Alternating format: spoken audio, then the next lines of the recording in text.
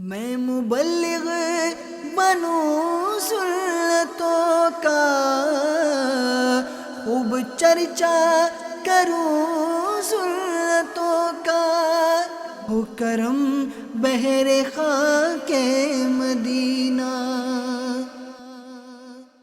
الحمدللہ رب العالمین، والصلاة والسلام علی سید المرسلین، اما بعد فاعوذ باللہ من الشیطان الرجیم، بسم اللہ الرحمن الرحیم۔ الصلاة والسلام علیک یا رسول اللہ وعلی آلک واصحابک یا حبیب اللہ۔ الصلاة والسلام علیک یا نبی اللہ وعلی آلک واصحابک یا نور اللہ۔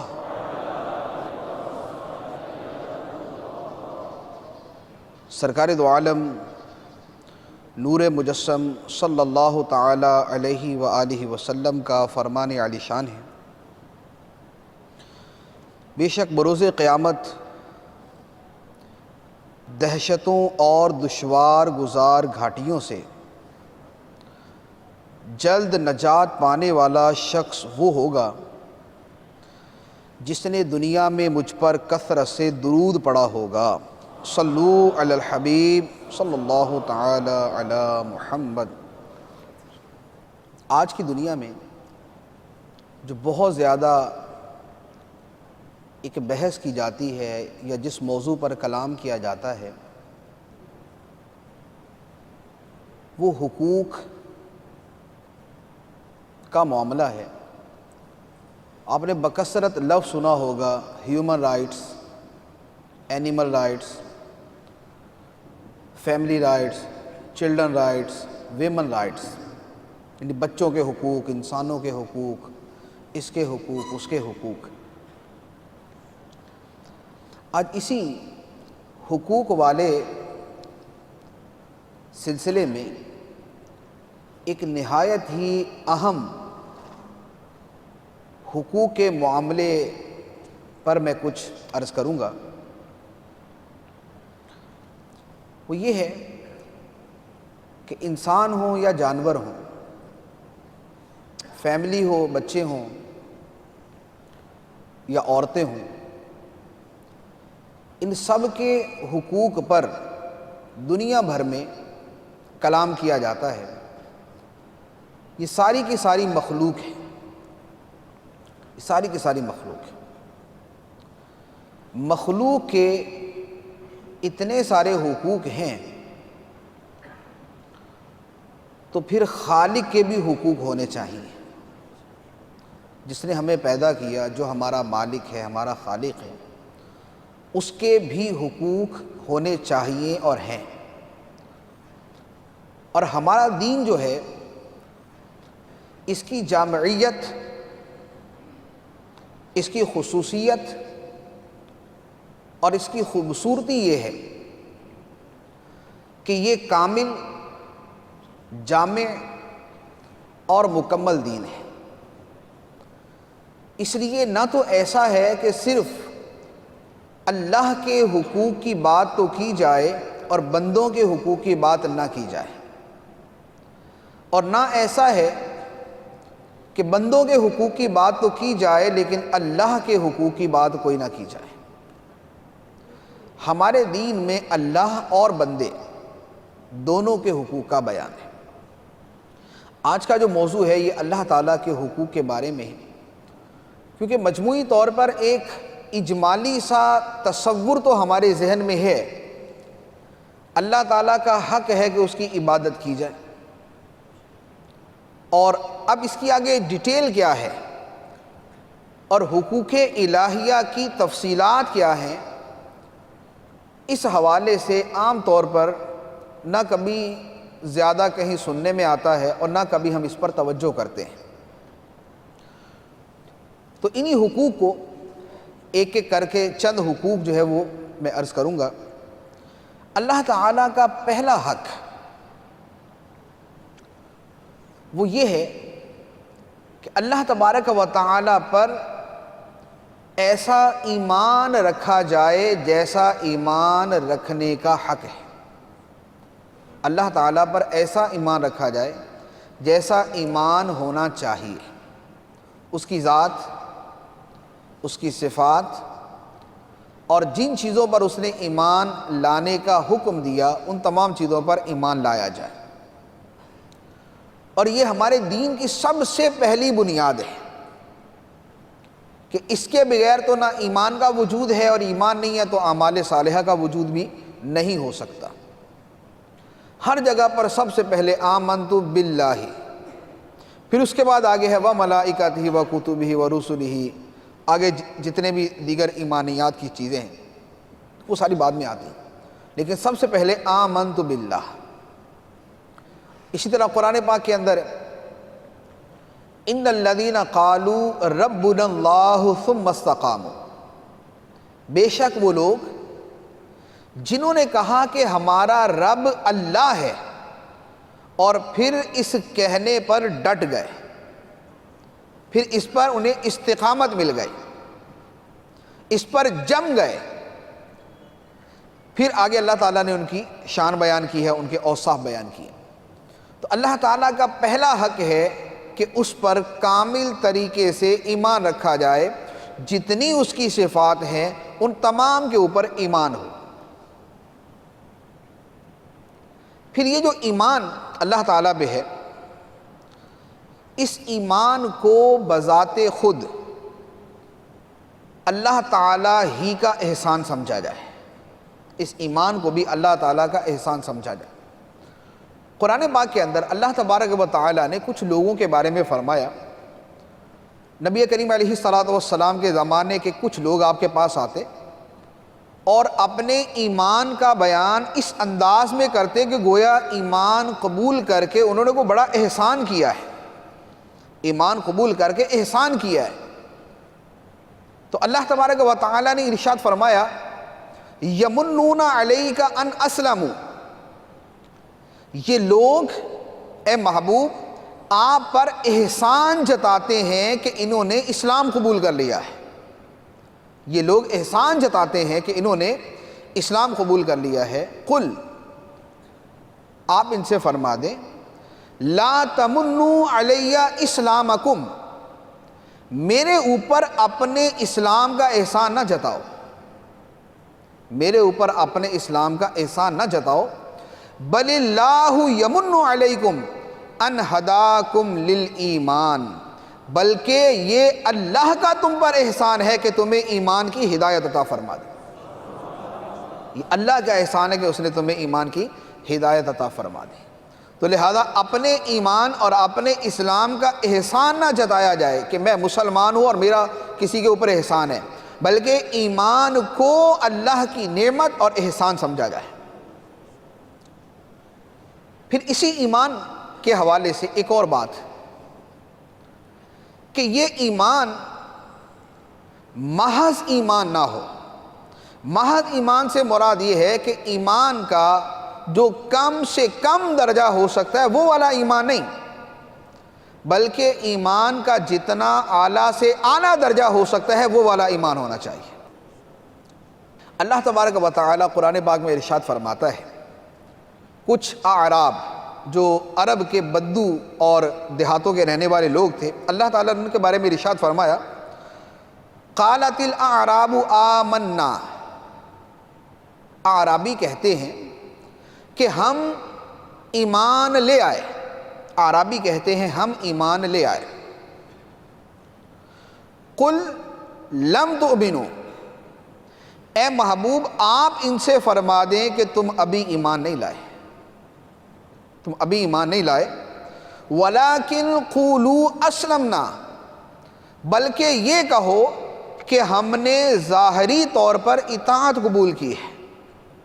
ایمان کا دعویٰ نہ کرو، ابھی اتنا کہو کہ ظاہری طور پہ ہم نے اطاعت قبول کی ہے۔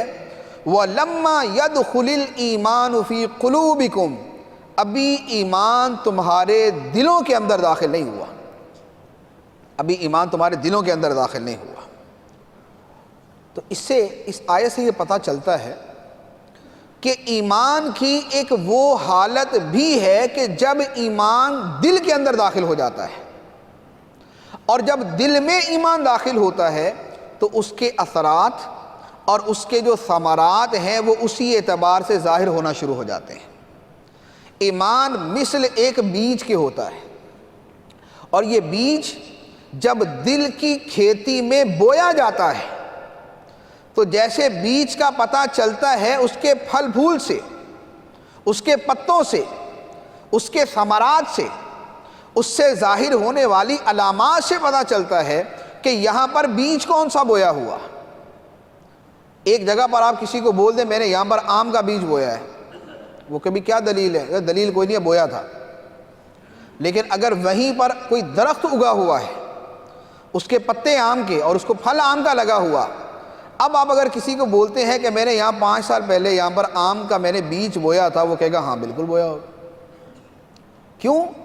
اس لیے کہ درخت نکلا ہوا، اس لیے کہ شاخیں بنی ہوئی، اس لیے کہ پتے اگے ہوئے، اس لیے کہ پھل لگا ہوا، اس لیے کہ اس کے ثمرات نظر آ رہے ہیں، اس لیے ہر بندہ یہ تسلیم کرے گا کہ یہاں آم کا بیج بویا گیا تھا۔ یہی حال ایمان کا ہے۔ جب ایمان کا بیج دل کے اندر موجود ہوتا ہے تو اس کی موجودگی کے اثرات ظاہر ہوتے ہیں۔ ایمان کے کچھ اثرات ظاہر ہوں گے اس کی آنکھوں سے، کچھ اثرات ظاہر ہوں گے اس کی پیشانی سے، کچھ اثرات ظاہر ہوں گے اس کی زبان سے، کچھ اثرات ظاہر ہوں گے اس کے ہاتھوں سے، پاؤں سے، اس کی گفتگو سے، اس کے رویے سے، اس کی طرز زندگی سے۔ یہ تمام چیزیں بتائیں گی کہ یہ بندہ مومن ہے، یہ ایمان والا ہے۔ کیوں؟ اس لیے کہ اس کا رویہ جدا ہوگا، اس کے ہاتھ ہوں گے تو وہ ایمان کے تقاضوں پر عمل کر رہے ہوں گے، اس کی آنکھوں سے ایمان ظاہر ہوگا کہ اس کی آنکھیں وہ دیکھ رہی ہوں گی جو اس کے رب نے اسے فرمایا ہوگا، اس کے ہاتھ وہ کر رہے ہوں گے جو اس کے خالق نے اسے حکم دیا ہے، اس کی زبان وہ بول رہی ہوگی جس کا اس کے مالک نے اسے حکم دیا ہے۔ ایسا نہیں ہو سکتا کہ دل کے اندر ایمان کامل درجے کا موجود ہو لیکن اس کے اثرات نظر نہ آئے۔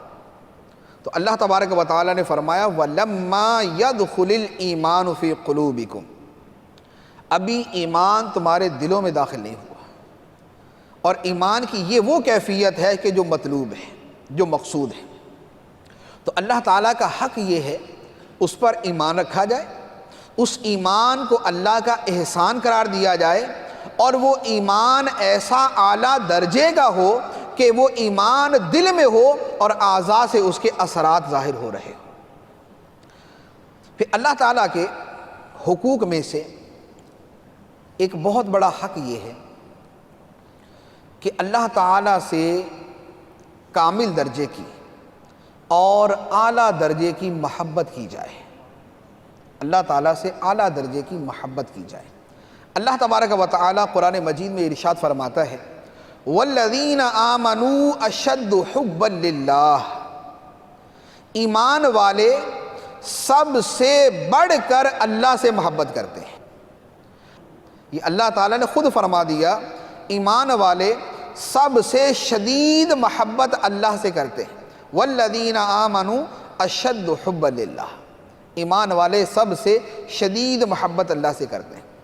پھر جب بندہ اللہ سے محبت کرتا ہے تو اب جو اس محبت کے تقاضے ہیں پھر ان کو پورا کرتا ہے۔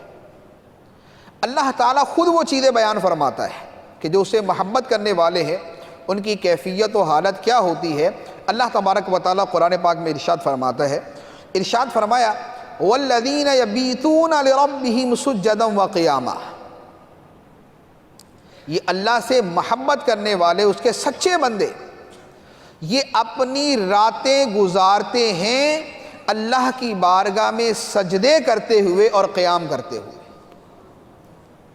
یہ اللہ سے محبت کی علامت کہ اللہ سے محبت کرنے والے اپنی راتیں گزارتے ہیں سجدے کرتے ہوئے اور قیام کرتے ہوئے۔ اور ایک اور آیت میں اللہ تعالیٰ ارشاد فرماتا ہے کانوا قلیلا من اللیل ما یہجعون وبالاسحار هم یستغفرون، فرمایا کہ یہ نیک لوگ، یہ خدا سے محبت کرنے والے رات کو بہت تھوڑا سوتے ہیں. کانوا قلیلا من اللیل ما یہجعون، وہ رات کو بہت تھوڑا سوتے ہیں. وبالاسحار ہم یستغفرون، اور صبح کے وقت اپنے رب سے معافیاں مانگ رہے ہوتے ہیں. رات عبادت میں رات گزار کر صبح کو اس کے اوپر کوئی فخر نہیں کہ اللہ ساری رات عبادت کی ہے، 6 گھنٹے نمازیں پڑھتا رہا، میں تلاوت کرتا رہا، میں ذکر اللہ کرتا رہا، میں 6 گھنٹے جو ہے وہ رات جاگ کر جو ہے وہ تیری عبادت کے اندر مشغولہ نہیں. وبالاسحار ہم یستغفرون، وہ صبح کے وقت اپنے رب سے مغفرت مانگ رہے ہوتے ہیں. یہ ہے اللہ تعالیٰ سے محبت کرنے والے.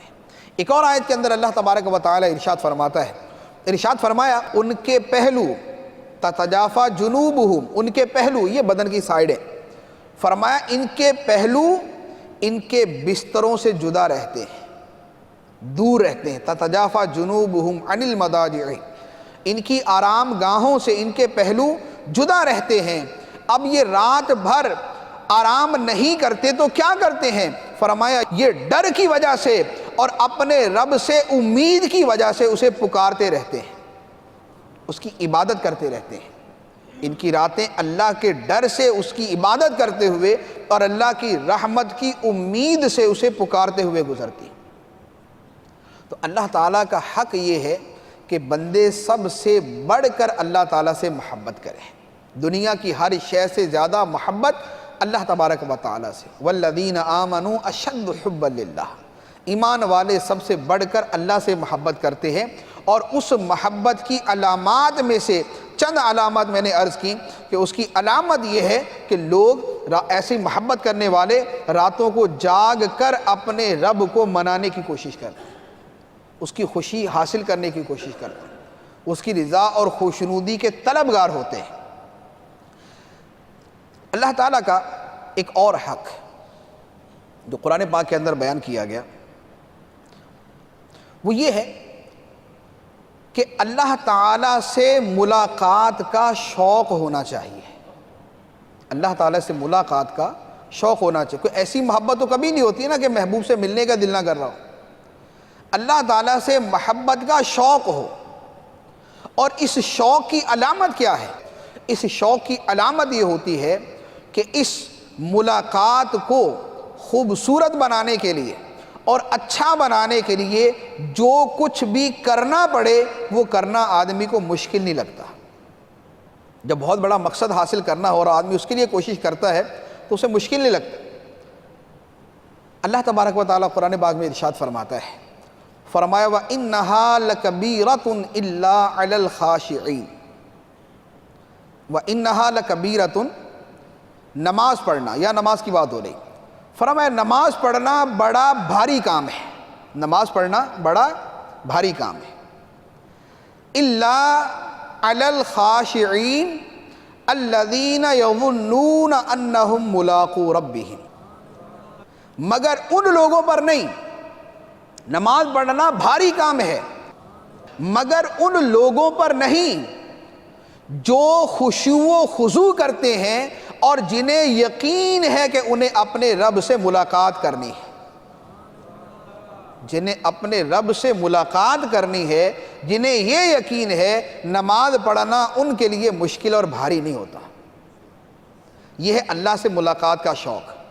کیونکہ پتہ ہے کہ اللہ سے ملاقات یا تو یوں ہوگی کہ وہ ناراض ہوگا اور یا یوں ہوگی کہ وہ راضی ہوگا. اور ملاقات تو خدا سے وہ کرنی ہے کہ وہ ہم سے راضی ہو. خدا سے تو وہ ملاقات کرنی جو ہم سے راضی ہو. ناراضگی والی ملاقات تو کافروں کی بھی ہوگی، یہ بھی قیامت کے دن خدا سے ملیں گے، لیکن اللہ ان پہ غضبناک ہوگا.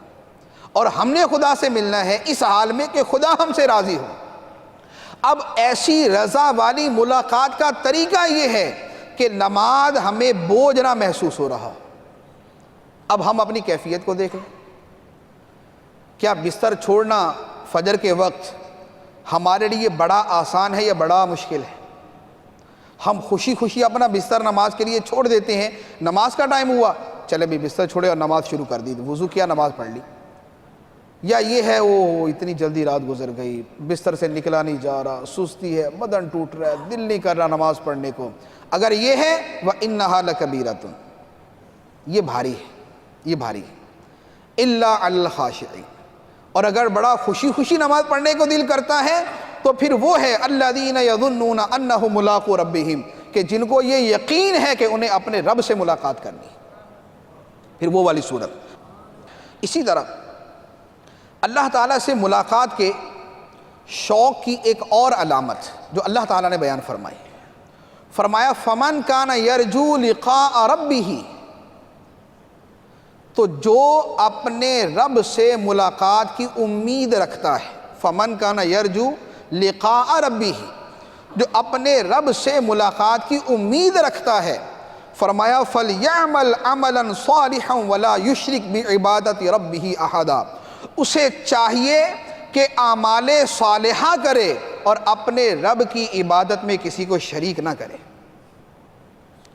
اب پہلے اللہ تعالیٰ نے ان کا بیان کیا جو اپنے رب سے ملاقات کی امید رکھتے ہیں، پھر فرمایا کہ ان کو چاہیے جو ملاقات الہی کے شوق رکھنے والے ہیں، انہیں چاہیے کہ وہ اعمال صالحہ کریں اور اپنے رب کی عبادت میں کسی کو شریک نہ کریں۔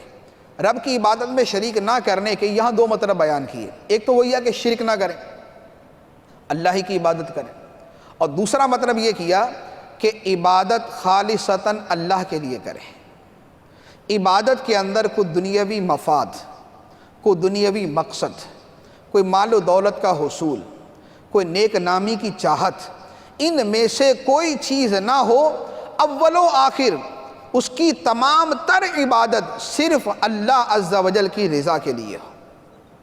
تو جن کو ملاقات الہی کا شوق ہے، اللہ سے ملنے کا شوق ہے، اللہ تعالیٰ فرماتا ہے کہ ان کے کام یہ ہوتے ہیں، ان کے کام یہ ہے کہ نماز پڑھتے ہیں خشوع و خضوع کے ساتھ، نماز پڑھتے ہیں، نماز ان کے اوپر بوجھ نہیں بنتی، نماز پڑھتے ہیں، نماز ان کے دلوں کے اوپر جو ہے ایک قسم کی بے قراری اور بے سکونی پیدا نہیں کرتی، نماز ان کے سکون، تسکین اور آرام کا ذریعہ بنتی ہے۔ تو اللہ تعالیٰ کا حق ہے کہ اسے ملاقات کا شوق ہونا چاہیے۔ اللہ تعالیٰ کا ایک اور حق وہ یہ ہے کہ جب اللہ سے ملنا ہے تو اس ملاقات کی تیاری ہونی چاہیے، اس ملاقات کی تیاری ہونی چاہیے۔ ایک بڑی سمپل سی بات ہے، آپ کسی بہت بڑے افسر سے ملنے جائیں اور ملنے کے لیے نکل جائیں، آپ اپنے رات کے جو وہ ڈریس کے اندر، سلیپنگ ڈریس کے اندر آپ نے جب بنین پہنی ہوئی ہے اور بنین پہن کے آپ بس سمپل جو ہے نا وہ پاجامہ لیا اور بغیر منہ دھوئے نکل گئے، اب جس سے ملنے جا رہے ہیں کیا یہ کہا جائے گا کہ یہ اس سے ملنے کا متمنی تھا، یہ اس نے اس سے ملنے کا حق ادا کیا؟ ہم جس سے ملتے ہیں ہم اس کے مطابق تیاری کرتے ہیں۔ اگر ہم نے اپنے رشتہ داروں سے جانا ہے تو ان کے اسٹیٹس کے اعتبار سے تیاری کرتے ہیں، اگر ہم نے اپنے دوستوں سے ملنا ہے تو ان کے اعتبار سے تیاری کرتے ہیں، اگر ہم نے کسی افسر سے ملنا ہے تو ہم اس کے اعتبار سے تیاری کرتے ہیں۔ اب بڑا اپنے آپ کو بنا سوار کے تیار کر کے جائیں گے، کیوں؟ اس لیے کہ یہ اس کا رائٹ ہے، جس سے ملنے جانا ہے ہم اس کے مطابق تیاری کریں۔ قیامت کے دن اللہ تعالیٰ سے ملنا ہے، جب اللہ تعالیٰ سے ملنا ہے تو اب اس کی تیاری اس کے مطابق ہونی چاہیے، یہ اللہ تعالیٰ کا حق ہے، یہ اللہ تعالیٰ کا حق ہے۔ جیسے آپ کسی بڑے افسر کے سامنے بغیر منہ دھوئے اور صرف بنیان پہن کے نہیں جا سکتے، اسی طرح اللہ تعالیٰ کا حق یہ ہے کہ جب اس کی بارگاہ میں جانا ہے تو اب اس کی بارگاہ کے شایان شان جو تیاری ہونی چاہیے وہ تیاری کر کے جانا ہے۔ اور وہ تیاری کیا ہے؟ اللہ تبارک و تعالیٰ ارشاد فرماتا ہے، فرمایا وَمَنْ أَرَادَ الْآخِرَةَ وَسَعَى لَهَا سَعْيَهَا وَهُوَ مُؤْمِنٌ فَأُولَئِكَ كَانَ سَعْيُهُمْ مَشْكُورًا، فرمایا جو آخرت کا ارادہ رکھتا ہے، جو آخرت کا ارادہ رکھتا ہے، وَسَعَى لَهَا سَعْيَهَا، اور آخرت کے لیے کوشش بھی کرتا ہے، ارادہ رکھتا ہے اور کوشش بھی کرتا ہے، وَهُوَ مُؤْمِنٌ، اور ہو ایمان والا، فَأُولَئِكَ كَانَ سَعْيُهُمْ مَشْكُورًا، تو یہ وہ لوگ ہوں گے کہ جن کی کوششوں کا بدلہ خدا کی بارگاہ میں انہیں دیا جائے گا، جن کی کوششوں کا بدلہ اللہ کی بارگاہ میں انہیں دیا جائے گا۔ اس آیت کے اندر اللہ تعالیٰ نے 3 چیزیں بیان فرمائیں۔ پہلا فرمایا من اراد الآخرہ، آخرت کا ارادہ ہو، آخرت اس کے ذہن کے اندر ہو، آخرت کا وہ سوچتا ہو۔ یہ نہیں ہے کہ اپنے کاروبار میں، نوکری میں، فیملی میں، دوستوں میں، اپنی دنیاوی مصروفیات کے اندر آخرت کا کبھی سوچا ہی نہیں کہ آخرت بھی کبھی آنی۔ ایک وہ ہے کہ ایک دل میں ایمان موجود ہے، لیکن بالقصد آخرت کو اپنے ذہن میں لانا اور اس کے لیے سوچ پیدا کرنا یہ ہے ہی نہیں۔ تو آخرت کی سوچ ہو، اور صرف سوچ نہیں، وَسَعَى لَهَا سَعْيَهَا، کوشش بھی ہو۔ یہ نہیں ہے کہ دعا مانگ رہی تو دعا کے اندر آخرت کا تذکرہ تو آ ہی جاتا ہے کہ یا اللہ آخرت میں بخش دینا۔ یہ ایک ہے، وہ اپنی جگہ صحیح ہے، لیکن صرف سوچ اور صرف ارادہ نہیں۔ اللہ تعالیٰ فرماتا ہے وَسَعَى لَهَا سَعْيَهَا، اور اس کے لیے کوشش بھی کرے جیسی کوشش کرنی چاہیے، اور پھر اس کے ساتھ ہو ایمان والا۔ ایمان والا نہیں ہے پھر وہ ساری چیزیں برباد ہیں، ہو ایمان والا۔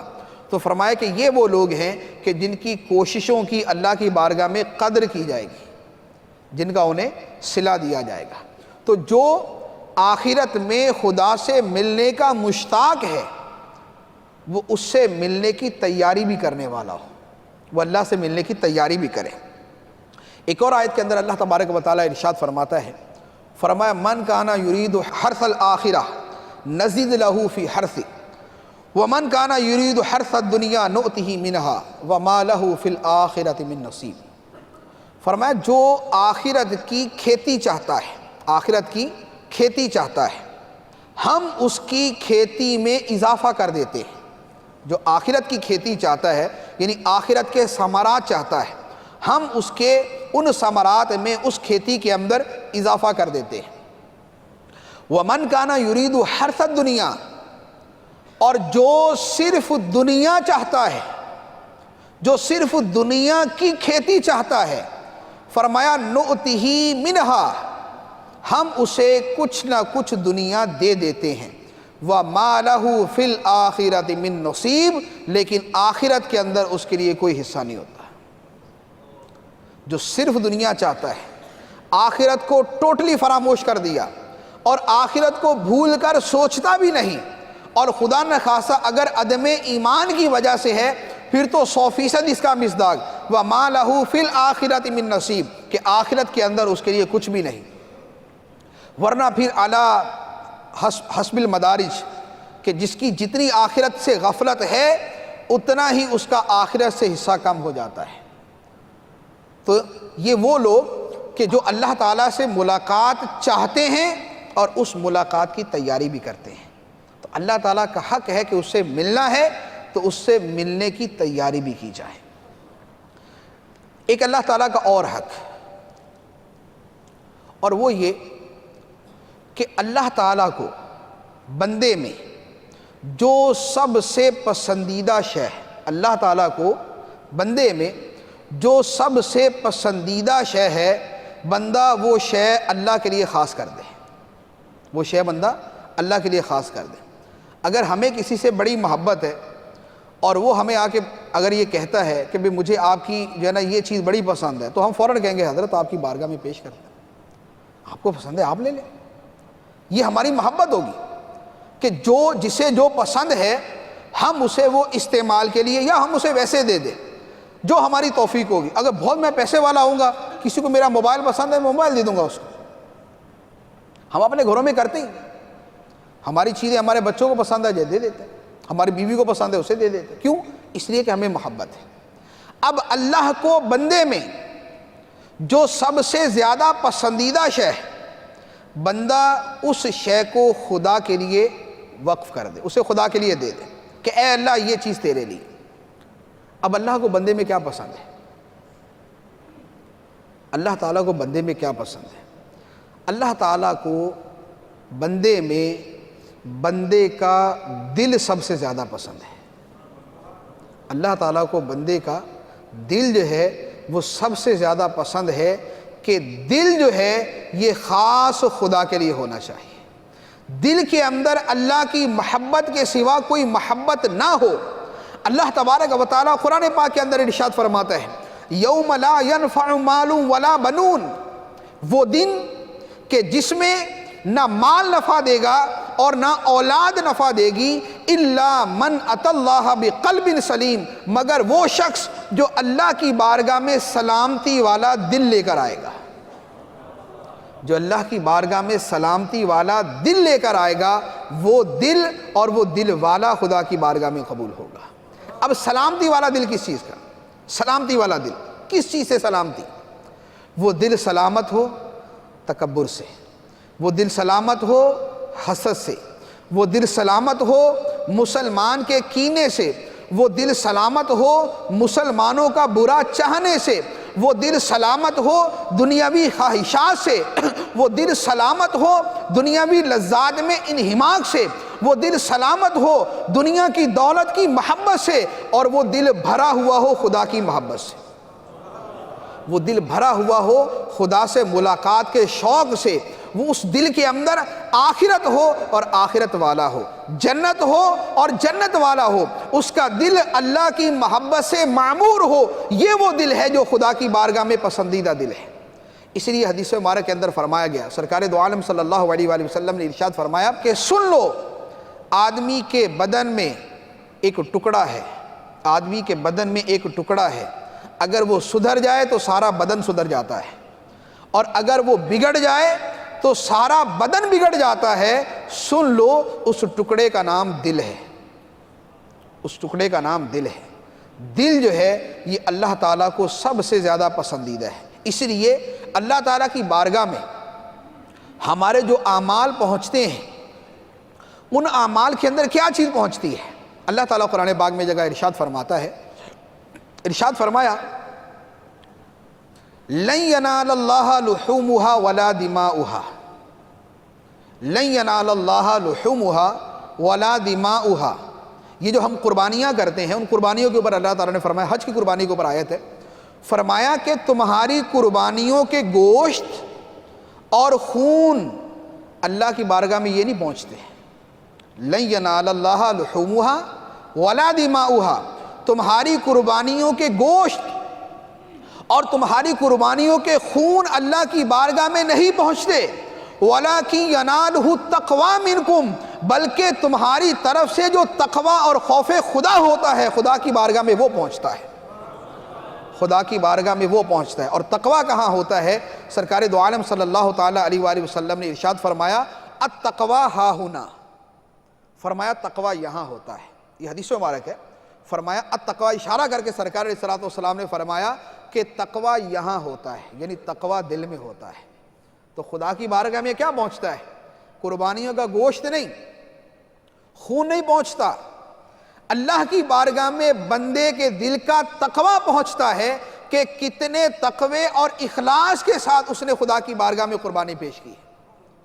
اس لیے کوئی بعید نہیں کہ ایک آدمی 5 لاکھ کی گائے قربان کرے اور دوسرا 10,000 روپے کا بکرا قربان کرے، لیکن خدا کی بارگاہ میں جو ثواب اس 10,000 کے بکرے والے کو ملے وہ 5 لاکھ کی گائے والے کو نہ ملے، کیونکہ اللہ تعالیٰ کو کوانٹٹی کی تو ضرورت نہیں، ضرورت تو کسی بھی چیز کی نہیں، تو اللہ تعالیٰ کوانٹٹی تو نہیں دیکھتا کہ اس نے اتنا دیا ہے، اللہ تعالیٰ یہ دیکھتا ہے اس بندے نے کتنے اخلاص کے ساتھ دیا ہے، اللہ تعالیٰ کے ساتھ کتنی محبت کے ساتھ دیا ہے، اس کے دل کی کیفیت کیا ہے۔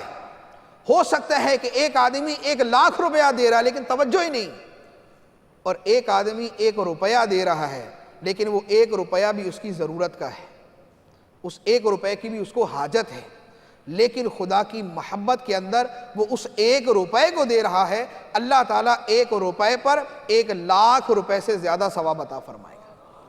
اس لیے قرآن پاک کے اندر ارشاد فرمایا گیا لن تنالوا البر حتى تنفقوا مما تحبون، اے لوگو تم بھلائی کو، نیکی کو ہرگز نہیں پا سکتے جب تک اپنی محبوب چیز کو اللہ کی راہ میں خرچ نہ کر دو، اپنی محبوب چیز کو اللہ کی راہ میں خرچ نہ کر دو۔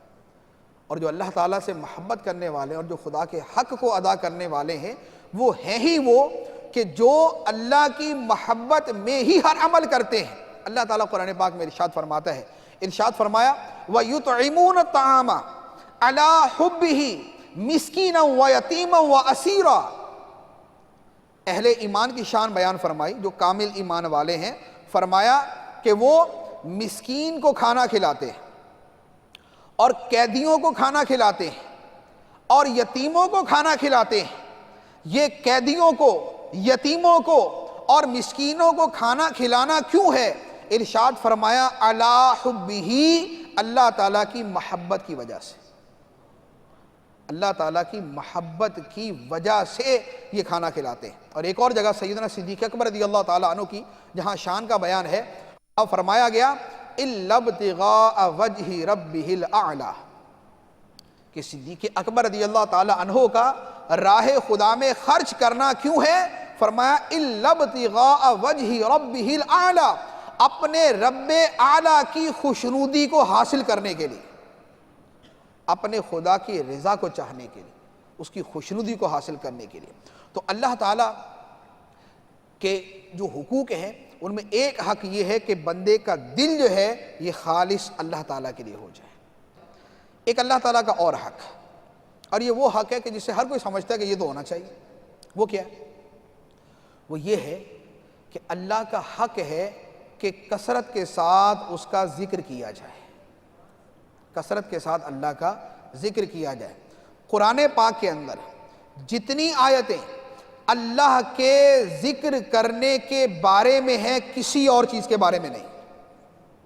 قرآن پاک میں جتنی آیتیں اللہ کے ذکر کے بارے میں، کسی اور چیز کے بارے میں نہیں، کسی ایک موضوع کے حوالے سے اللہ تعالیٰ ارشاد فرماتا ہے یا ایھا الذین آمنوا اذکروا اللہ ذکرا کثیرا، اے ایمان والو اللہ کو کثرت کے ساتھ یاد کرو، اللہ کو کثرت کے ساتھ یاد کرو۔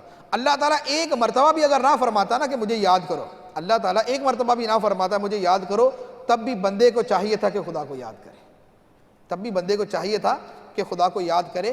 اور یہاں تو اللہ تعالیٰ نے حکم فرمایا یا ایھا الذین آمنوا اذکروا اللہ ذکرا کثیرا، اے ایمان والو اللہ کو کثرت سے یاد کیا کرو۔ اسی طرح اور ایک آیت مبارکہ کے اندر ارشاد فرمایا فَإِذَا قَضَيْتُمُ الصَّلَاةَ فَاذْكُرُوا اللَّهَ قِيَامًا وَقُعُودًا وَعَلَى جُنُوبِكُمْ، فرمایا کہ جب تم نماز مکمل کر لو، فَإِذَا قَضَيْتُمُ الصَّلَاةَ، جب تم نماز مکمل کر لو، فَاذْكُرُوا اللَّهَ قِيَامًا وَقُعُودًا وَعَلَى جُنُوبِكُمْ، تو اللہ کو یاد کرو کھڑے ہونے کی حالت میں، بیٹھے ہونے کی حالت میں، اور اپنے بستروں میں لیٹے ہوئے ہونے کی حالت میں۔ یعنی ایک ایک چیز کو مینشن کر دیا کہ خدا کو کتنا یاد کرو، کھڑے ہو تو کھڑے کھڑے خدا کو یاد کرو، بیٹھے ہو تو بیٹھے بیٹھے خدا کو یاد کرو، اور اپنے بستروں میں لیٹے ہوئے ہو تو بستروں میں لیٹے ہونے کی حالت میں بھی خدا کو یاد کرو۔ اللہ تبارک و تعالیٰ نے اتنی تاکید فرمائی، اور سرکار دو عالم صلی اللہ علیہ وآلہ وسلم نے ارشاد فرمایا کہ خدا کو اتنی کثرت سے یاد کرو کہ لوگ تمہیں مجنون کہیں، لوگ تمہیں دیوانہ کہیں، لوگ تمہیں پاگل کہیں، اتنا خدا کو یاد کرو۔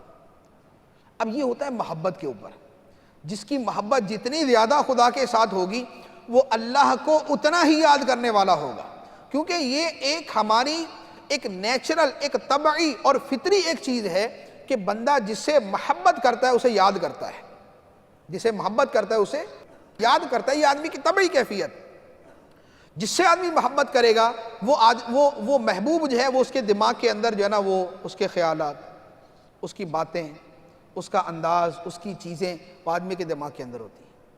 تو جب بندہ خدا سے محبت کرتا ہے تو خدا کی یاد بھی آدمی کے دل کے اندر سمائی ہوئی ہوگی، خدا کی یاد بھی آدمی کے دل میں سمائی ہوگی۔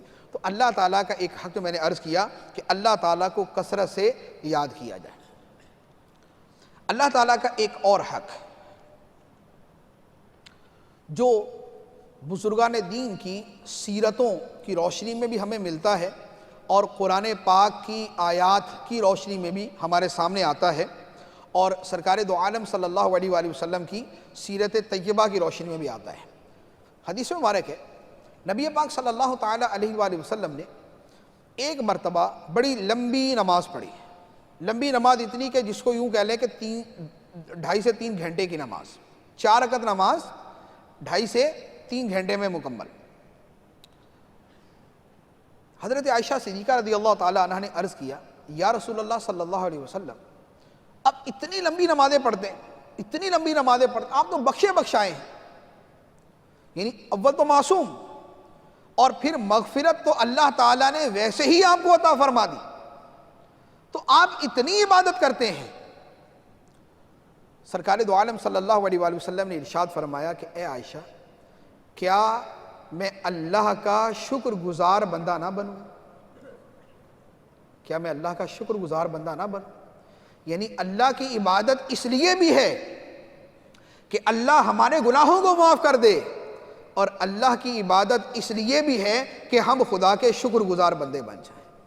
تو عبادت کی کثرت، نوافل کی ادائیگی اور نمازوں کا شوق اور عبادت سے محبت اور اللہ تعالیٰ کی طرف رغبت اور نیکیوں کے ساتھ ہمارا ایک والہانہ لگاؤ، یہ چیزیں بھی اللہ تعالیٰ کی محبت کی علامت بھی ہیں اور خدا کا حق بھی ہے۔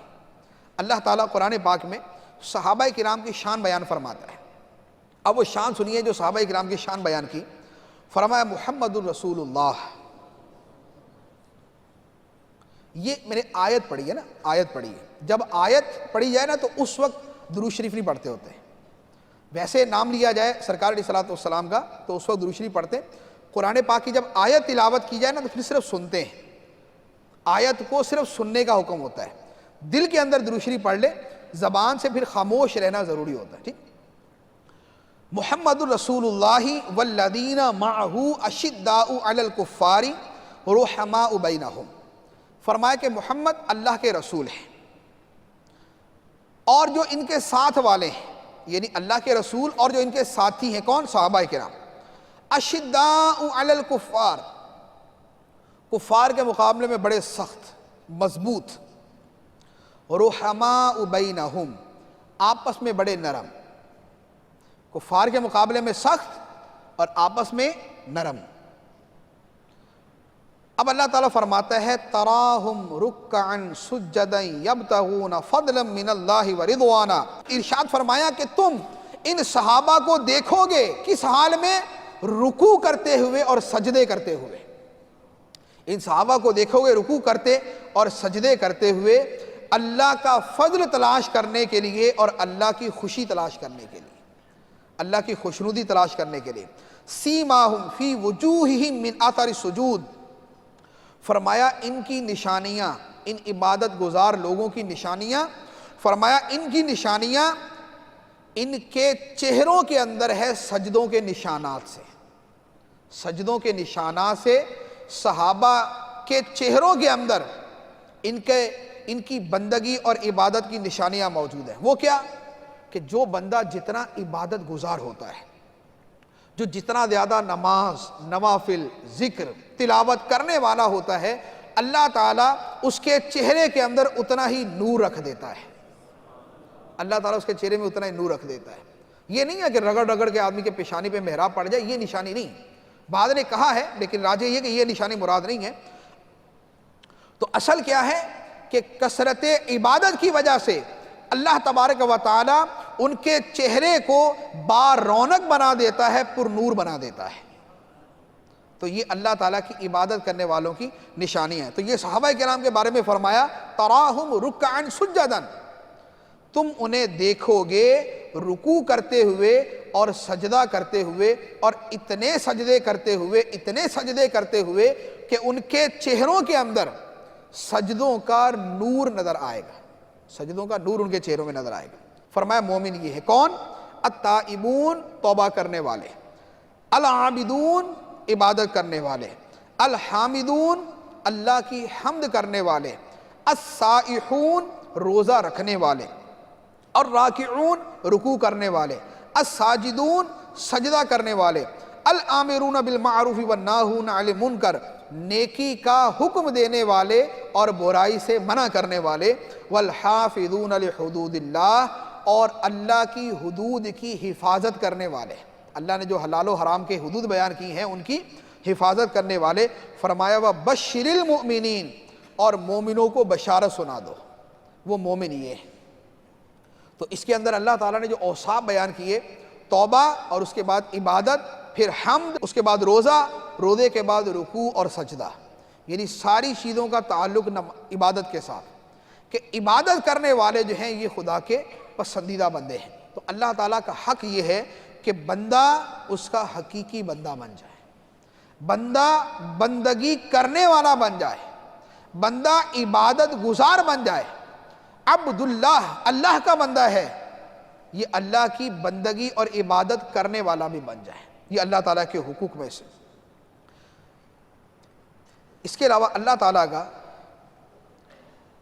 ایک اور حق وہ ہے کہ دل میں ڈر اور خوف صرف اللہ ہی کا ہو، ڈر اور خوف حقیقی طور پہ صرف اللہ ہی کا ہو۔ اللہ تعالیٰ ارشاد فرماتا ہے وَإِيَّايَ فَارْهَبُونَ، اور مجھ سے ہی ڈرو، وَإِيَّايَ فَاتَّقُونَ، اور مجھ سے ہی ڈرو، اِنَّمَا يَخْشَى اللَّهَ مِنْ عِبَادِهِ الْعُلَمَاء، اللہ سے اس کے بندوں میں علم والے، جاننے والے ہی ڈرتے ہیں۔ اور ارشاد فرمایا وَاتَّقُوا اللَّهَ إِنَّ اللَّهَ سَرِيعُ الْحِسَابِ، اور اللہ سے ڈرو، بے شک اللہ جلد حساب کرنے والا ہے۔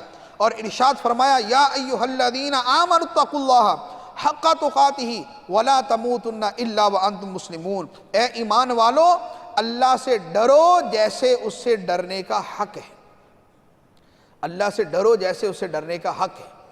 اب اس کی کیسا ڈرنے کا حق ہے؟ علماء کرام نے متعدد معنی بیان کیے۔ ایک معنی اس کا یہ بیان کیا گیا کہ اللہ سے ڈرنے کا حق یہ ہے کہ جہاں اللہ نے تجھے جانے کا حکم دیا ہے وہاں تو کبھی غیر حاضر نہ ہو، جہاں اللہ نے جانے کا حکم دیا ہے وہاں کبھی تو غیر حاضر نہ ہو، اور جہاں جانے سے منع کیا ہے وہاں تو کبھی موجود نہ ہو، وہاں تو کبھی موجود نہ ہو۔ اللہ نے حکم دیا ہے نماز پڑھنے کا، اللہ نے حکم دیا ہے مسجد میں آنے کا، اللہ تعالیٰ نے حکم دیا ہے صالحین اور نیکوں کے ساتھ بیٹھنے کا، اللہ تعالیٰ نے حکم دیا ہے اچھی صحبت کے اختیار کرنے کا، تو آدمی ان چیزوں پر غیر حاضر نہ ہو۔ اور اللہ تعالیٰ نے منع کیا ہے برائی کی جگہ پر جانے سے۔ اب برائی کی جگہ جانے میں سینما شامل ہے، فلم و ڈراموں کی جگہ شامل ہے، بری صحبت شامل ہے، برے لوگوں کے پاس بیٹھنا شامل ہے، گندگی کے اڈوں پر جانا شامل ہے۔ یہ وہ تمام چیزیں ہیں جہاں جانے سے خدا نے منع کیا، تو اب خدا سے ڈرنے کا حق یہ ہے کہ بندہ ایسی جگہ کبھی موجود نہ پایا جائے۔ یا ایھا الذین آمنوا اتقوا اللہ حق تقاتہ، اے ایمان والو اللہ سے ایسا ڈرو جیسا ڈرنے کا حق ہے۔ تو یہ اللہ تعالیٰ کا حق ہے کہ اللہ ہی سے ڈرا جائے، اور وہ ڈر ایسا ہو کہ جو آدمی اپنے دل کے اندر محسوس کرنے والا ہو۔ پھر اللہ تعالیٰ کا حق یہ ہے کہ اس کی نعمتوں کا شکر ادا کیا جائے۔ نعمتیں تو خدا کی ہم بہت کھاتے ہیں، بہت استعمال کرتے ہیں، سر سے لے کر پاؤں تک ہر نعمت اللہ ہی کی ہے۔ اللہ تعالیٰ فرماتا ہے وَمَا بِكُم مِّن نِعْمَةٍ فَمِنَ اللَّهِ، تمہارے پاس جو بھی نعمت ہے وہ اللہ کی طرف سے ہے۔ وَمَا بِكُم مِّن نِعْمَةٍ، تمہارے پاس جو بھی نعمت ہے وہ اللہ کی طرف سے۔ اور کتنی نعمتیں ہیں؟ فرمایا وَإِن تَعُدُّوا نِعْمَةَ اللَّهِ لَا تُحْصُوهَا، اگر خدا کی نعمتیں گننا چاہو تو تم شمار نہیں کر سکتے، خدا کی نعمتیں گننا چاہو تو شمار نہیں کر سکتے۔ اللہ تعالیٰ کی اتنی نعمتیں۔ اب اللہ تعالیٰ کا حق ہے کہ اس کی نعمتوں کا شکر ادا کیا جائے۔ اب شکر ادا کرنے کا مطلب کیا ہے؟ شکر ادا کیا جاتا ہے تین طریقے سے۔ ایک شکر ہوتا ہے زبان کا، ایک شکر ہوتا ہے دل کا، اور ایک شکر ہوتا ہے اعضاء کا۔ زبان کا شکر یہ ہے کہ زبان اللہ تعالیٰ کا شکر ادا کرتی رہے۔ پانی پیے الحمدللہ رب العالمین، پانی پی کر الحمدللہ رب العالمین، اللہ کا شکر۔ کھانا کھانے کے بعد الحمدللہ الذی اطعمنی وسقانی وجعلنی من المسلمین، اس اللہ کی حمد ہے جس نے مجھے کھانا کھلایا، پانی پلایا، مسلمان بنایا۔ ٹھیک ہے، کپڑے پہنے الحمدللہ الذی کسانی ھذا ورزقنی، یا الحمدللہ، یہ کپڑے پہنے کی جتنی دعائیں ہیں ان تمام کا مفہوم کیا ہے؟ ان کا مفہوم بنتا ہی ہے کہ اس اللہ کا شکر ہے جس نے مجھے یہ کپڑا پہنایا۔ نیا پہنا ہے تو نئے کے اعتبار سے، اور روٹین کا پہنا ہے تو اس کے اعتبار سے۔ تو گویا ہر شیخ ایون کہ یہاں یعنی اللہ تعالیٰ کا شکر ادا کیا جاتا ہے آدمی جب واش روم سے باہر آتا ہے، کیونکہ اگر اس معاملے میں گڑبڑ ہو جائے تو آپ کو پتہ ہے کہ اس کا انجام کیا ہے۔ اسی لیے جب آدمی اپنی حاجت سے فارغ ہو تو اس وقت بھی دعا ہے، الحمدللہ الذی اذھب عنی العذاب وعافانی، اللہ کا شکر ہے جس نے مجھ سے اس تکلیف کو دور کیا اور مجھے عافیت عطا کی، مجھے عافیت عطا۔ آپ کو یاد ہوگا ہر ایک کے ساتھ تجربہ، کبھی آپ نے سفر کیا اور دوران سفر آپ کو حاجت ہے واش روم جانے کی، اب بس میں بس نہیں رک رہی، تو اس وقت کیا حالت ہوتی ہے؟ اس وقت آدمی جب حاجت سے فارغ ہوتا ہے اس کو یا اللہ تیرا شکر ہے، یہ کیفیت ہوتی ہے نا۔ تو حدیث مبارک کے اندر ہمیشہ کے لیے اس کو سنت بنا دیا گیا کہ آدمی جب بھی واش روم سے باہر آئے تو اس وقت اللہ تعالیٰ کا شکر ادا کرے، الحمدللہ الذی اذھب عنی العذاب وعافانی، کہ اللہ کا شکر ہے جس نے مجھ سے اس تکلیف کو دور کر کے مجھے عافیت عطا کی۔ تو یہ ہے زبان کا شکر، ٹھیک ہے نا، جو بھی نعمت استعمال کرے زبان سے شکر ادا کرے۔ تنخواہ ملی، سیلری ملی، اس پہ اللہ تعالیٰ کا شکر ادا، یا اللہ تیرا شکر ہے تو نے مجھے رزق دیا۔ کھانا ملا، کھانا ملنے پر خدا کا شکر ادا کرے، اور کھانا کھانے کے بعد خدا کا شکر ادا کرے۔ امام غزالی رحمۃ اللہ علیہ نے ایک بڑی پیاری بات ارشاد فرمائی، فرمایا کھانے کے اندر اللہ تعالیٰ کے دو شکر ہیں، کھانے کے اندر اللہ تعالیٰ کے دو شکر ہیں، بھوک لگنا یہ بھی خدا کا احسان، اور بھوک مٹ جانا یہ بھی خدا کا احسان۔ بھوک اگر لگے ہی نہیں تو آدمی کھائے گا نہیں تو مر جائے گا، اور بھوک لگ جائے اور کھانے کے باوجود ختم نہ ہو تو آدمی کھاتا ہی جائے گا، کیونکہ بھوک کی تکلیف ہے، کھاتا ہی جائے گا، کھاتا جائے گا تو کھا کے مر جائے گا، نہیں لگے گی تو نہ کھا کے مرے گا، اور لگ جائے اور مٹھے نہیں تو کھا کے مر جائے گا۔ تو فرمایا ایک بھوک کے اندر خدا کے دو احسان ہیں، بھوک لگنا بھی خدا کا احسان ہے، بھوک مٹنا بھی خدا کا احسان۔ تو اب زبان سے خدا کا شکر ادا کیا جائے، ہر چیز کے اوپر، پانی پیا خدا کا شکر ہے، آنکھوں سے دیکھ رہے ہیں یہ خدا کا شکر، کتنا بڑا شکر ہے، یہ اس سے پوچھے جو نابینا ہے، یہ اس سے پوچھے جس کو نظر نہیں آتا، یہ اس سے پوچھے جس کو بس پہ چڑھنا ہے اور ہے نابینا، یہ اس سے پوچھیں جس نے ٹرین میں چلنا اور ہے نابینا، یہ اس سے پوچھیں کہ جس نے پبلک جگہ پہ واش روم جانا ہے اور وہ نابینا ہے، یہ اس سے پوچھیں جس نے مارکیٹ میں سودا خریدنے جانا اور ہے نابینا ہے، یہ اس سے پوچھیں کہ جس نے دوسری جگہ جانا ہے ڈرائیونگ نہیں کر سکتا ہے نابینا۔ کان اللہ تعالیٰ کا احسان ہے، نعمت۔ اس سے پوچھے جس کے کان سنتے نہیں، جو روڈ کے اوپر کھڑا ہے پوری سپیڈ سے بس آ رہی ہے، ہارن دے رہی ہے، اس کو پتہ ہی نہیں، ہارن دینے والا تو یہ سمجھ رہا ہے ہٹ جائے گا، اس کو سنتا ہی نہیں، اس کو بات ہی سمجھ نہیں آتی کسی، بولنے والا کچھ کہہ رہا ہے، سننے والا کچھ جو ہے نا وہ کچھ اور ہی سمجھ رہا ہے، اس سے اور ایک ایک عضو کے اوپر کلام کرے تو ہر کوئی سمجھ سکتا ہے اس کے کتنی، جس کو دل کا مرض ہے اس سے پوچھے دل کتنی بڑی نعمت، جس کو دل کا مسئلہ اس سے دل کا پوچھ لیں، جس کے گردے فیل ہے اس سے گردے کی نعمت کا پوچھ لیں، جس کا جو ہے وہ جگر کا پرابلم ہے، ہیپاٹائٹس سی آخری سٹیج پہ پہنچا ہوا ہے، اس سے پوچھے جگر کیا چیز ہوتی ہے، جس کا بلڈ پریشر اب بہت ہائی ہے یا بہت لو ہے اس سے پوچھے کہ خون کا اعتدال میں رہنا کتنی بڑی نعمت، جو اپنے جو ہے وہ جس کے زبان کا ذائقہ ختم ہو گیا اس سے پوچھے کھانا کتنی بڑی نعمت، جس کی ٹانگیں نہیں ہیں اس سے پوچھیں کہ چلنا کتنی بڑی نعمت ہے، ٹانگیں کتنی بڑی نعمت ہے، اور ایسی ایسی عجیب و غریب دنیا کے اندر بیماریاں کہ آدمی یعنی سوچ نہیں سکتا، دنیا کے اندر یہ بیماری ہے آدمی اپنی پلکیں نہیں جھپک سکتا، پلکیں ہیں، پلکیں جھپکنا اس کو تو کبھی سوچا بھی نہیں ہم نے کہ پلک جھپکنا بھی کوئی چیز ہے، لیکن جس کو یہ مرض ہے نا کہ اس کی پلکیں بند نہیں ہوتی اس سے پوچھیں کیا بیتتی ہے۔ ہم تو ہوا چلتی ہے آنکھیں بند کر لیتے ہیں، تھوڑی تھوڑی دیر کے بعد اللہ تعالیٰ نے یہ جو ہے نا یہ پلکیں جو ہیں یہ جھاڑو بنایا ہوا ہے، گرد غبار اس سے یہ بچاتی ہیں اور یہ چلتی رہتی ہیں تو آنکھوں کا وہ کرتی رہتی ہیں، یہ آنکھوں کی صفائی کرتی رہتی ہیں۔ ہمارے جو میل جمع ہوتی ہے سائیڈوں میں وہ کیا ہے، وہ یہ جو مستقل جھاڑو چل رہا ہوتا ہے نا صفائی کا، یہ اصل میں اس کچرے کو سائیڈ میں کر رہا ہوتا ہے، یہ چیز۔ اب جس کی پلکیں جھپکتی نہیں ہیں وہ اس کو مسلسل ہوا پڑھ پڑھ کے کیا ہوگا، اس کی آنکھوں کا پانی خشک ہو جائے گا، آنکھوں کا پانی خشک ہوا تو آدمی فارغ نہیں دیکھ سکتا۔ میں مدنی قافلے کے ساتھ گیا ہوا تھا UK، میں لندن میں تھا تو مجھے ایک اسلامی نے ایک مسئلہ پوچھا اس نے مسئلہ پوچھا نا، تو میں تو 10 مرتبہ تو پہلے میں نے شکر ادا کیا، اس کے بعد میں نے اس کو مسئلہ بتایا۔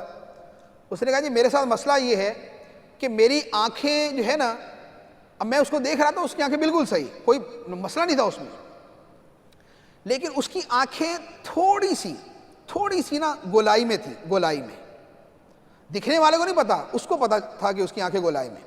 ہماری آنکھوں کی پتریاں آپ آئینے میں غور کریں تو یہ تھوڑی سی نا یوں ہوتی ہیں، یعنی گولائی تو ہے لیکن بالکل گولائی نہیں ہے، اس کی تھوڑی سی گولائی ہے۔ اب آپ کو ایک مثال دیتا ہوں، ہم آئینہ دیکھیں، ہمارے سامنے یہ آئینہ ہوتا ہے، ایک آئینہ اگر یوں کر کے ہو تو کیا ہوگا؟ آئینہ تھوڑا سا یوں کر کے ہو تو ویژن جو ہے نا ہمارا دیکھنے کا وہ ڈس بیلنس ہو جائے گا، ہمیں ہر شے نا یوں نظر آئے گی، یہ والی چیز وہ دور نظر آئے گی، یہ والی چیز قریب اس طریقے سے۔ اب جس کی آنکھیں معمولی سی گول ہو جائے، معمولی سی گول، وہ آدمی گاڑی نہیں چلا سکتا کہ اس کو گاڑی نظر آ رہی ہے 1 کلومیٹر کے فاصلے پہ اور ہے وہ صرف 10 میٹر کے فاصلے پہ۔ تو وہ لینس لگاتے تھے، تو اس کے حوالے سے انہوں نے ایک مسئلہ پوچھا، تو پتا چلا کہ یہ بھی دنیا کے اندر مسئلہ ہے، آنکھ کا ایک پردہ معمولی سا سکڑ جائے تو 15 قسم کی بیماریاں پیدا ہو جاتی ہیں۔ ایک چیز کے اندر اللہ تعالیٰ نے ایسا فنکشن لگایا ہوا۔ ایک مرتبہ گردے کے اوپر میں نے ریسرچ پڑھی، ہمارا جو گردہ ہے، یہ گردہ جو ہے یہ ڈائلیسس کا کام کرتا ہے، ڈائلیسس کرتا ہے، ہمارے خون کی فلٹریشن جو ہے وہ ساری کرتا ہے، صاف کرتا ہے، اس کی چیزیں ادھر ادھر کرتا ہے ساری۔ ایک گردہ زندگی میں جتنا فنکشن کرتا ہے، اگر وہ فنکشن ڈائلیسس مشین کے اوپر کیا جائے تو زندگی کے اندر 10 سے 15 ارب روپے صرف اسی کام کے لیے چاہیے۔ ہمارے گردے جو ہے وہ 10 سے 15 ارب روپے کا کام کرتے ہیں ہماری زندگی کے اندر، ورنہ جا کے ڈائلیسس مشین کی طرح پوچھ لیں قیمت کیا ہوتی ہے، اور پھر وہ اتنی بڑی مشین ہے، اس کے بعد 3 دن بخار بھی رہتا ہے ڈائلیسس کے بعد، اور یہاں گردہ اللہ تعالیٰ نے وہ چھوٹی سی مشین لگائی ہوئی ہے، وہ کیے جا رہی، نہ اس کے بعد بخار ہوتا ہے، نہ ٹینشن ہے، نہ اس کے لیے اسپیشل ٹائم دینا پڑتا ہے، اندر ہی مشینری فٹ ہے، اندر ہی کام کیا جا رہی سارا کچھ۔ یہ اللہ تعالیٰ کی نعمت ہے۔ تو یوں اللہ تعالیٰ کی جتنی نعمتیں ہم شمار کریں تو شکر یہ ہے پہلے نمبر پہ کہ زبان سے خدا کا شکر ادا کیا جائے، دوسرا ہے دل سے خدا کا شکر ادا کیا جائے۔ دل سے کیسے؟ دل سے اب شکر کی ایک مثال دیتا ہوں، اس مثال سے سمجھیں کہ ہمارے دلوں میں شکر کے ویسے جذبات ہوتے ہیں یا نہیں ہوتے۔ ایک آدمی جنگل کے اندر راستہ بھول جائے، پیاس کی شدت، گرمی شدید اور زبان خشک ہو کر کانٹا بن چکی، گلا خشک ہے، بولا نہیں جا رہا، اتنی شدید تکلیف کے اندر اگر کوئی یک دم ٹھنڈے پانی کا گلاس ہمارے سامنے کر دے اور وہ ہم گلاس پانی کا پئیں تو ہماری کیا حالت ہوتی ہے؟ اور وہ بندہ کہ جو ہمیں موت کے منہ سے اس وقت بچائے گا، اس آدمی کے بارے میں ہمارے کیا جذبات ہوں گے؟ حقیقت یہ ہے کہ ہم اس کے پاؤں ہی پڑ جائیں گے کہ یار تو نے میری زندگی خرید لی، تو نے میری زندگی خرید لی کہ مجھے اتنی تکلیف اور اس طرح موت کے وقت کے اندر گلاس کا ایک پانی تو نے پلایا، تو نے میری زندگی خرید لی، میں آج سے تیرا غلام۔ ٹھیک ہے، اس خدا کے احسانات کتنے ہیں جس نے پانی کے دریا اور سمندر بہائے ہوئے، جس کے خزانے ہمیشہ سے کھلے ہوئے اور وہ کھلے ہوئے اور وہ برس رہے ہیں، اور برستے برستے وہ قیامت تک وہ چلتے رہیں گے اور خدا کے خزانے ختم نہیں ہوں گے۔ بجلی بنانے کے لیے ہمیں پتہ نہیں کیا کیا مصیبتیں مول لینا پڑتی ہیں، ٹیکس لگا تو یہ کر تو وہ کر۔ اللہ تعالیٰ نے یہ ساری بجلی کیوں ہے کہ روشنی مل جائے، اللہ تعالیٰ نے ایک سورج بنا دیا، لو روشنی لے لو، ایک سورج ہے چلے جا رہا ہے، پتہ نہیں لاکھوں کروڑوں سالوں سے کب سے ہے، کب تک چلتا رہے گا؟ اربوں سال کا اندازہ تو سائنسدانوں نے لگایا ہوگا کہ اربوں سال تک سورج کی روشنی باقی رہے گی جب تک خدا چاہے گا۔ اللہ تعالیٰ نے ایک ہی وہ جو ہے نا وہ پاور سٹیشن بنا دی ہے لوگوں کو روشنی دینے کا، اب لوگ ٹینشن فری ہیں، مسئلہ ہی کوئی نہیں، دن نکلتا ہے روشنی جناب نکل آتی ہے، اور وہ روشنی نکلتی ہے کہ کھربوں کھربوں کھربوں کھربوں روپے کی جو ہے نا وہ انویسٹمنٹ کر کے بجلی پیدا کر لے، اتنی روشنی نہیں ہو سکتی۔ اور پھر دوسری روشنی تیز ہوگی تو نقصان دے گی، یہ روشنی ہے یہ پھل بھی اگا رہی ہے، پودے بھی اگا رہی ہے، فصلیں بھی اگا رہی ہے، اور یہ جو ہے اور پتہ نہیں کیا کیا کر رہی ہے، ہمیں پتہ ہی نہیں۔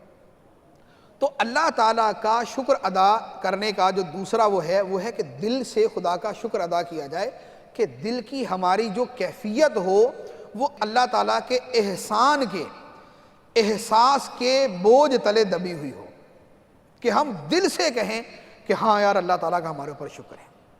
اور اب یہ کیفیت کیسے پیدا ہوتی ہے؟ یہ کیفیت پیدا ہوتی ہے تفکر سے۔ تفکر کیا؟ کہ آدمی اللہ تعالیٰ کے احسانات پہ غور کرے، یار اللہ تعالیٰ کے کتنے احسانات، اللہ تعالیٰ نے مجھے یہ دیا، یہ دیا، یہ دیا، یہ دیا۔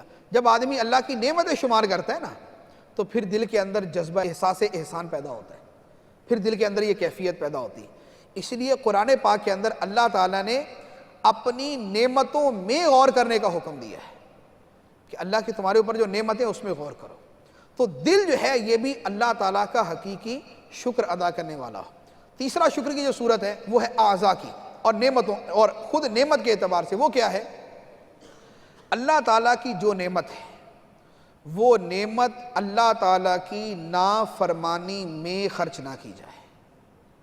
اللہ تعالیٰ کی نعمت کا احسان شکر یہ ہے کہ اللہ کی دی ہوئی نعمت اللہ کی نافرمانی میں خرچ نہ کی جائے۔ ٹھیک ہے، میں کسی کو، غریب آدمی ہے، میں نے اس کو 1000 روپیہ دیا، اس نے میرے گھر کے سامنے دیوار بنا دی، میرا دروازہ بند کر دیا۔ اب وہ میرا ہی دیا ہوا پیسہ اگر میرے ہی خلاف استعمال کرے گا تو اس کا مطلب پرلے درجے کا ناشکر ہے، احسان فراموش ہے۔ اللہ تعالیٰ نے نعمت دی، اللہ تعالیٰ نے ہاتھ دیے، پاؤں دیے، آنکھیں دی، زبان دی ہے۔ اب اللہ کی دی ہوئی زبان گالی میں، فحش گوئی میں، غیبت میں، چغلی میں، ایذا رسانی میں، گالی دینے میں، مسلمان کو تنگ کرنے میں، کسی کا مذاق اڑانے میں، کسی کے ساتھ استہزاء کرنے میں، کسی کو تنگ کرنے کے اندر اگر استعمال ہو تو یہ زبان سے خدا کا شکر ادا نہ ہوا۔ آنکھیں اگر فلمیں دیکھنے میں، ڈرامے دیکھنے میں، بے حیائی کی چیزیں دیکھنے میں، اجنبی عورتوں کو دیکھنے میں، اگر ان چیزوں کے اندر ہے تو ان آنکھوں سے خدا کا شکر ادا نہ ہوا۔ اسی طرح اب سارے اعضاء کو لے لیں، جو جو عضو اللہ تعالیٰ نے دیا ہے اسے اللہ تعالیٰ کی نافرمانی میں خرچ کرنا یہ ناشکری، اور اللہ تعالیٰ کی فرما برداری میں استعمال کرنا یہ اس کا شکر ہے۔ اب زبان کا شکر کیا ہوگا؟ تلاوت۔ زبان کا شکر کیا ہوگا؟ درود شریف۔ زبان کا شکر کیا ہوگا؟ نیکی کی دعوت۔ زبان کا شکر کیا ہوگا؟ اللہ کا ذکر۔ زبان کا شکر کیا ہوگا؟ لوگوں کی خیر خواہی۔ زبان کا شکر کیا ہوگا؟ لوگوں سے اچھی بات کرنا، اچھے انداز میں بات کرنا، نرمی سے بات کرنا، دوسروں کا دل خوش کرنا، یہ زبان کا شکر۔ آنکھوں کا شکر ہے نیک لوگوں کی زیارت ہے، مسجد کی زیارت ہے، قرآن کی زیارت ہے، ماں باپ کی زیارت ہے، اور جو اچھی چیزیں ہیں ان کی زیارت ہے، یہ آنکھوں کا شکر ہے۔ پاؤں کا شکر ہے نیکی کی محفل میں جانا، مسجد کی طرف جانا، اللہ تعالیٰ کے ولیوں کے مزاروں کی طرف جانا، نیک لوگوں کی طرف جانا، یہ پاؤں کا شکر ہے۔ ہاتھ کا شکر ہے کہ یہ ظلم نہ کریں، کسی کی مدد کریں، کسی غریب کی، محتاج کی، مظلوم کی یہ مدد کریں، ان کا استعمال گناہ کے کام میں نہ ہو، یہ ہاتھوں کا شکر ہے۔ تو یوں جو ہے اللہ تعالیٰ کا شکر ادا کیا جائے زبان کے ساتھ، دل کے ساتھ اور اعضاء کے ساتھ، اور یہ شکر ادا کرنا یہ اللہ تعالیٰ کا حق ہے۔ اللہ تعالیٰ قرآن پاک میں ارشاد فرماتا ہے وَاشْكُرُوا لِلَّهِ إِن كُنتُمْ إِيَّاهُ تَعْبُدُونَ، فرمایا کہ اللہ کا شکر ادا کرو اگر تم اس کی عبادت کرتے ہو۔ اللہ کا شکر ادا کرو اگر تم اللہ کی عبادت کرتے ہو، یعنی اگر خدا کے بندے ہو تو خدا کا شکر ادا کرو۔ تو خدا کا شکر ادا کرنا یہ اللہ تعالیٰ کا حق ہے۔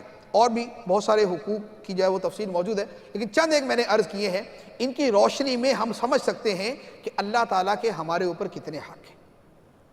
اور یہ اللہ تبارک و تعالیٰ کا احسان اور شکر ہے کہ ہم یہ چیزیں سیکھنے کے لیے آج یہاں پر موجود ہیں، اور یہ دعوت اسلامی کے ماحول کی برکت ہے کہ ہمیں اللہ تعالیٰ کے حقوق سیکھنے کا موقع ملا۔ اگر ساری زندگی کے لیے ہمارا واقعی طرز عمل بدل جاتا ہے، جو چیزیں اب ہم نے سنی ہیں، اگر ہماری زندگی اس نہج پہ چلی جاتی ہے تو ساری زندگی ہم دعوت اسلامی کا شکر ادا کر سکتے ہیں کہ جس کی وجہ سے ہم جو اللہ کے بندے تھے حقیقی بندہ بننا ہمیں نصیب ہو گیا۔ تو الحمدللہ یہ دعوت اسلامی کی برکت ہے، یہ دعوت اسلامی کا کام ہے، اور یہی دعوت اسلامی کا مقصد ہے کہ خدا کے بندے حقیقی بندے بنے، اللہ تعالیٰ سے سچی محبت کرنے والے بنے، اللہ تعالیٰ کی کتاب کی تلاوت کرنے والے بنے، قرآن پاک کی تلاوت عام ہو، درود شریف عام ہو، ذکر اللہ عام ہو، نمازیں عام ہو، سنتیں عام ہو، خیر خائی کا جذبہ عام ہو، نیکی کی دعوت عام ہو۔ یہی وہ چیزیں ہیں کہ جن کے لیے دعوت اسلامی کام کرتی ہے۔ اس لیے دعوت اسلامی کا نعرہ ہی ہے کہ مجھے اپنی اور ساری دنیا کے لوگوں کی اصلاح کی کوشش کرنی ہے انشاءاللہ عز و جل۔ تو اپنی اصلاح کے لیے مدنی انعامات پر عمل ہے، جن کے اندر یہ تلاوت اور یہ ذکر اللہ، یہ ساری چیزیں اس میں شامل ہیں، اور دنیا بھر کے لوگوں کی اصلاح کی کوشش کے لیے مدنی قافلوں میں سفر کرنا ہے۔ اللہ تبارک و تعالی ہمیں عمل کرنے کی توفیق عطا فرمائے، آمین بجاہ النبی الامین صلی اللہ علیہ وسلم۔ میں مبلغ بنوں سنتوں کا، خوب چرچا کروں سنتوں کا، ہو کرم بہر خاک مدینہ۔